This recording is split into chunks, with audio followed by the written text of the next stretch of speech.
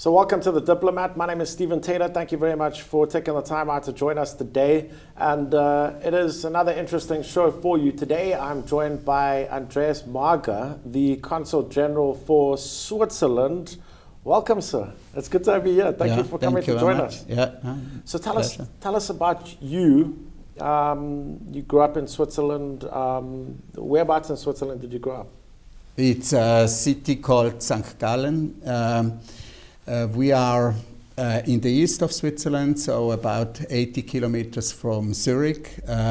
We have the Austrian border at perhaps 15 kilometers and the German border about at the same distance. So we are, I would say, very international. St. Gallen is known for several things. At this very moment we have one of the better universities for economical studies, German-speaking university. So University of St. Gallen is quite well known. So tell us about your role as a Consul General. How did that all start out for you? How does one become firstly involved in diplomats and also becoming a Consul General? How does that work for you in Switzerland? Yeah, it's a long walk. It started. I started in my early years, early 20s. I worked for the Swiss custom, so as a technical servant, and then I had the opportunity. By this time, it was in the newspaper, and our foreign ministry was looking really for people, because at this time and until now, Switzerland, we have almost full employment. So you had really the choice to go into different jobs. Yes. There were all the time opportunities, and so I was reading this publication in a newspaper, and then I just started the whole recruitment process, and that was back in 84. So I started in 84, and my work was in the very beginning. It was as work in the chancery. So there we took care of visas.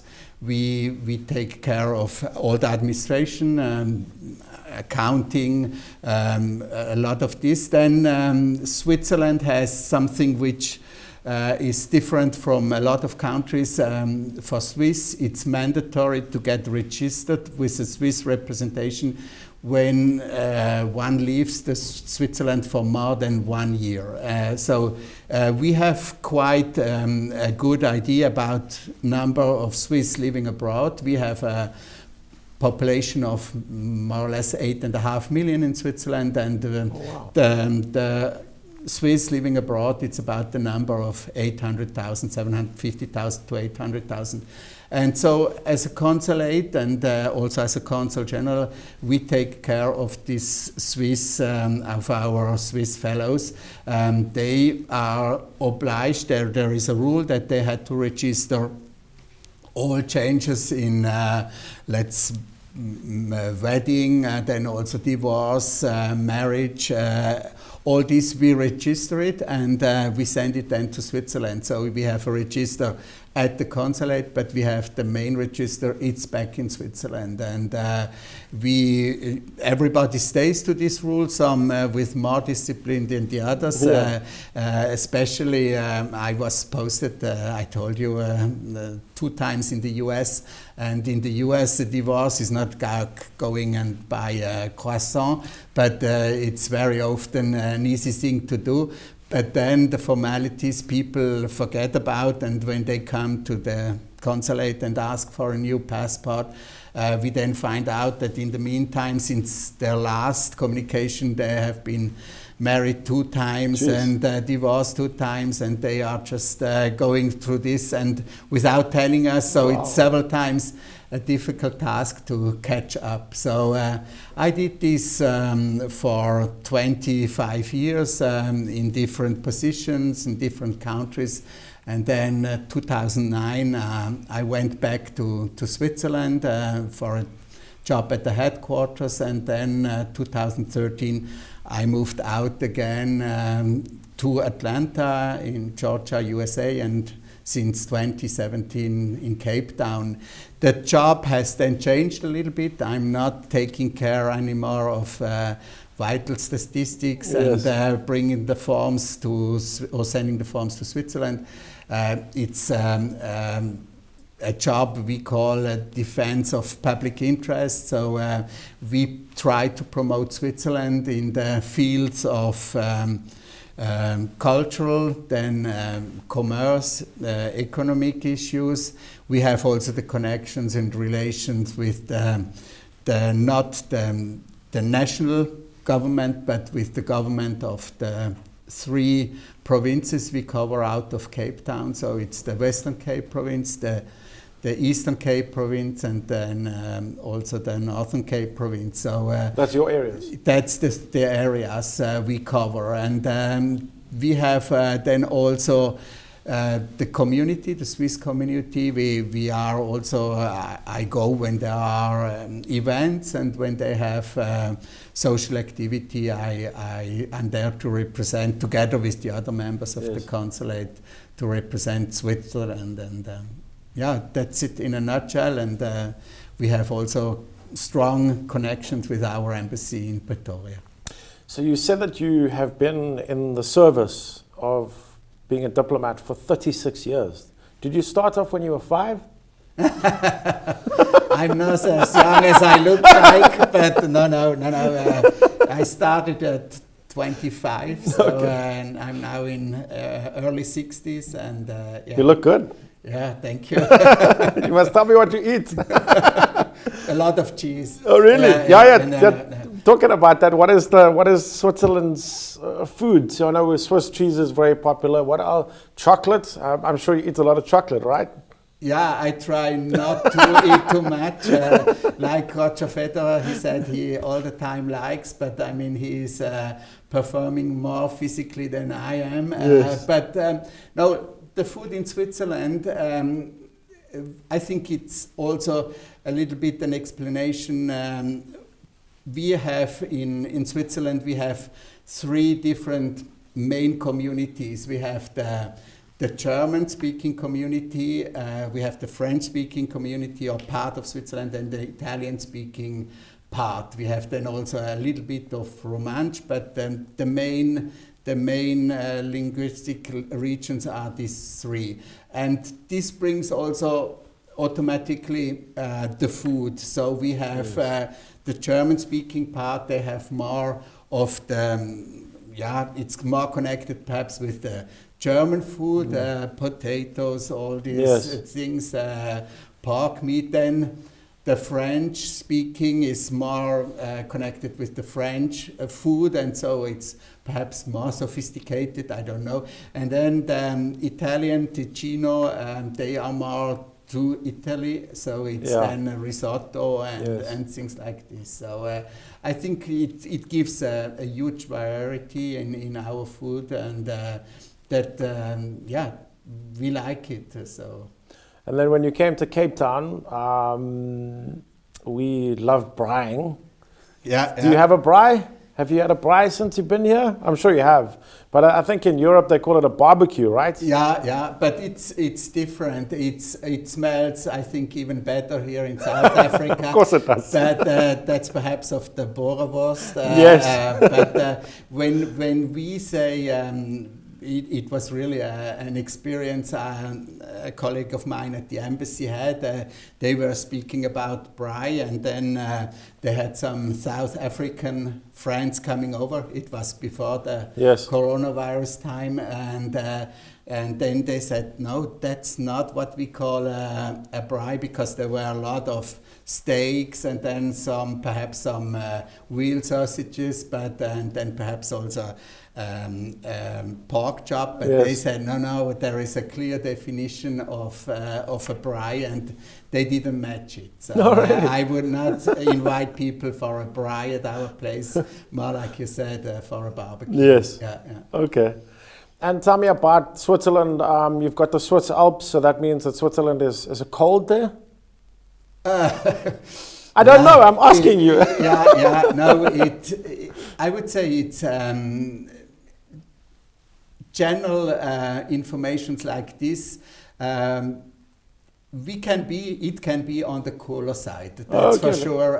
But the lowest point in Switzerland, it's about just near 200 meter over sea level, and then the top mountains are 4,600 meters. So you have a lot of this, but Alps are for sure a characteristic of our country, and we have some famous ski resorts, St. Moritz, Zermatt, Gstaad, to name them. But the last years we are facing the problem of global warming. So okay, let's take a break, and then we'll talk about that. We'll talk about that when we come back. You are watching The Diplomat with Stephen Taylor. If you want to get involved with the show, at Stephen Taylor SA is where you can find me on social media. We are talking to the Consul General of Switzerland. We'll be back in a moment.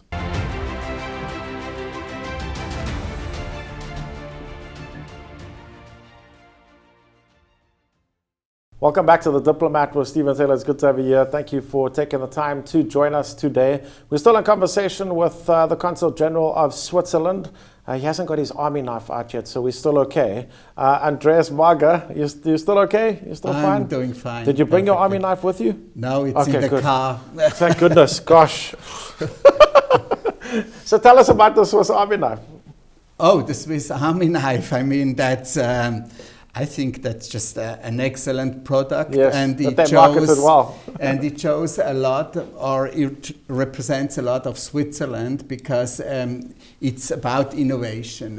In the very beginning, it was really the Swiss army knife. Back in the years when I served the Swiss army, in the Swiss army, it's mandatory in Switzerland. So every Swiss citizen, male, at the age of 20 has to go for this training, basic training, and then I could not say at the moment all the details because it changes almost every second year, but there's still there is this obligation, and so one of the first thing you get with all the other clothes and boots and gun, it's this army knife, and one can't imagine how much time you can spend on an army knife to clean it, that really? It goes through the inspection, because there are so little things in a normal army knife, but there are so many corners where the dust can go in, and they check that? Yeah, they check it. It's I mean,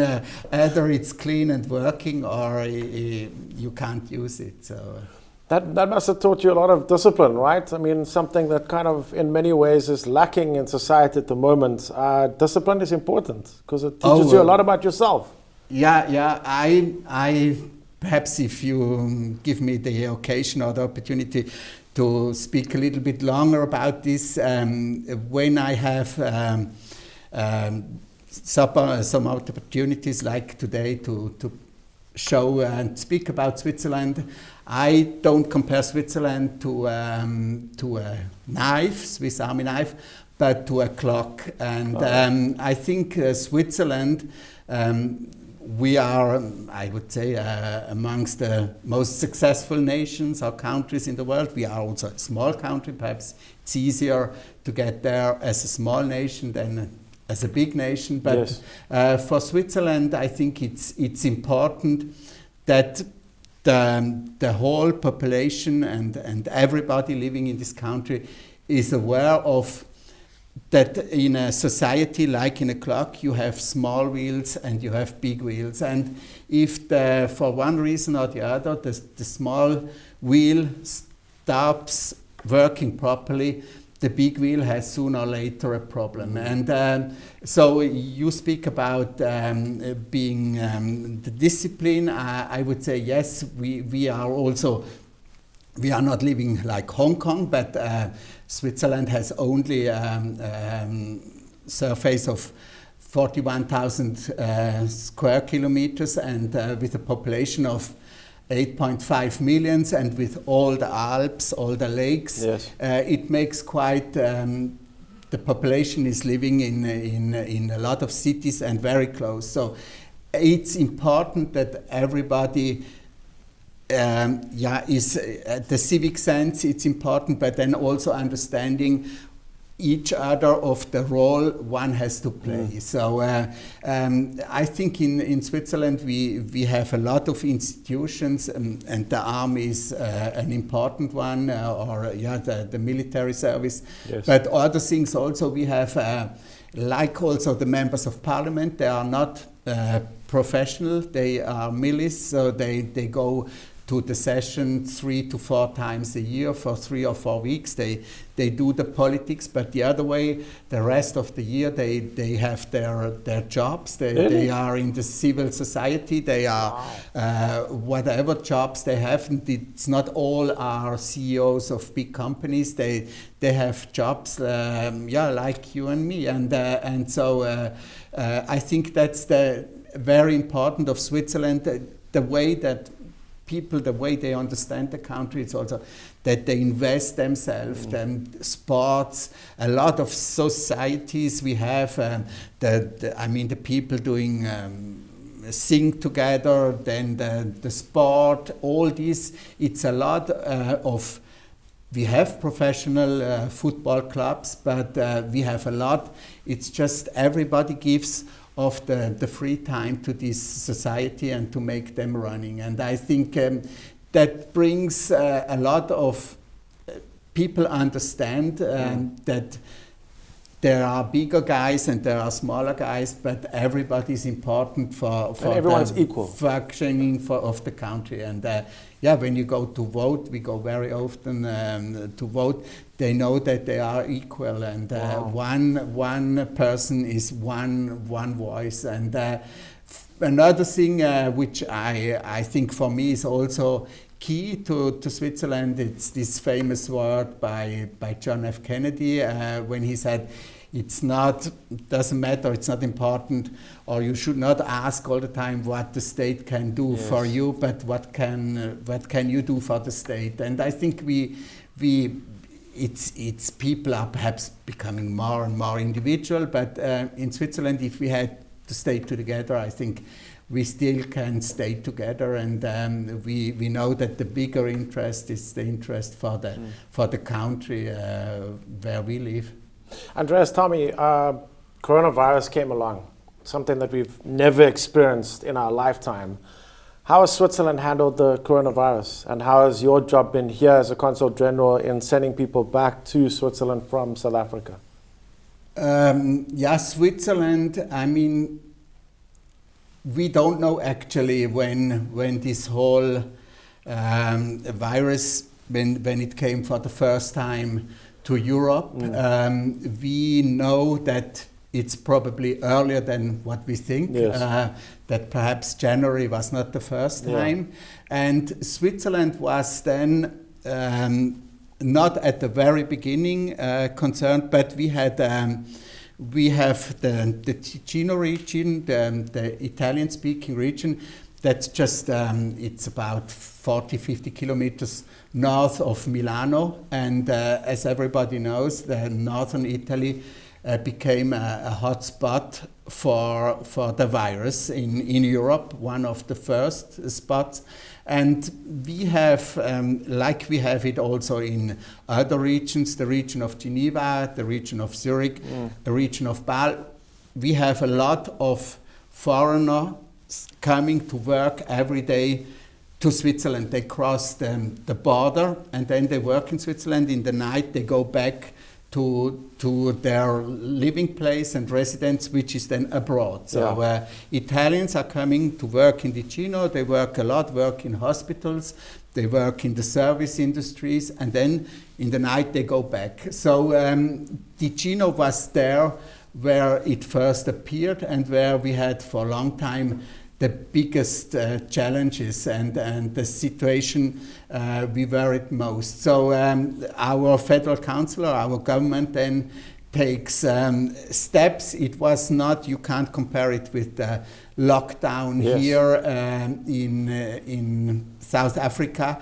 It was, but we really also ask our people stay home.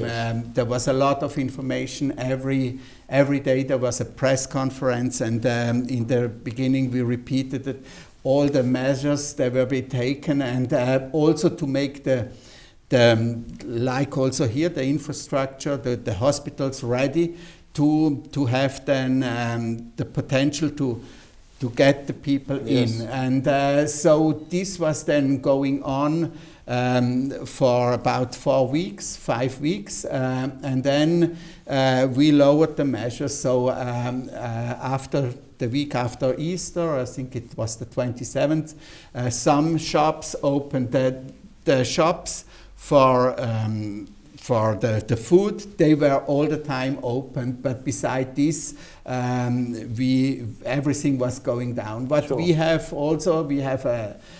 a lot of people, population works in the service industry, so home office was a runner, and there were a lot of companies, they were already prepared. So they asked the people to continue to work, but from home. But for sure, the economic was taking a hard hit. We have in Switzerland a very healthy financial situation also on the state level. Yeah. So the national government could then help the companies with a very pragmatic way. The companies could then not ask at the administration, but they ask for a credit. Yes. To the bank, to their own bank, the bank they work normally with, where they have the accounts, and they didn't speak to a person in Bern, our capital, or somewhere in an office. They spoke to their bankers, and the bankers get then the guarantee from the state that the money will come to the bank, and so the bank has a relation with the company. Yes. Or the customer directly, and not going through 5 or 6 ways. And this way to do, a pragmatic way, as I said, it was then also of a lot of interest from abroad. Other governments, states, they wanted to know how this works. And so I think even that we had this lockdown, it helps the company knew that they get the money, and they could, whenever we go to the next step and we open business, that they could still survive. The consumption is back Yes. a little bit. It's still down. It's less than the previous years. Okay, I don't want to cut you, but Yeah. we are running out of time. Yeah, I just yeah. wanted to know, how many people have you sent back from Cape Town to Switzerland? We did organize a repatriation flight with more or less 300 on board. It Okay. was Edelweiss, a company based in Switzerland.